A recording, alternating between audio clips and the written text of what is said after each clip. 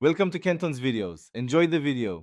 You start by confirming your iPhone model supports iOS 7. That saves wasted effort. Next, back up everything to iCloud and a local computer so you can restore later. Once done, download the exact iOS 7 IPSWA file and the signing tool, or SHSH blobs required. Make sure they match your device.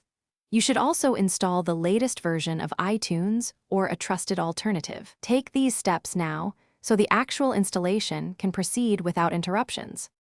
You now put the phone into DFU mode with precise timing. Hold power, then add home until the screen stays black. Once in DFU, connect to iTunes or your flashing tool and select the iOS 7 IPSWA file. Start the restore process. Watch the progress bar and status messages carefully. Errors usually indicate wrong IPSWA or missing blobs. If prompted to verify, allow the tool to use your blobs. Be patient, the process can take several minutes to complete fully. Once the install finishes, complete initial activation and either restore your backup or set the device up as new to avoid legacy conflicts.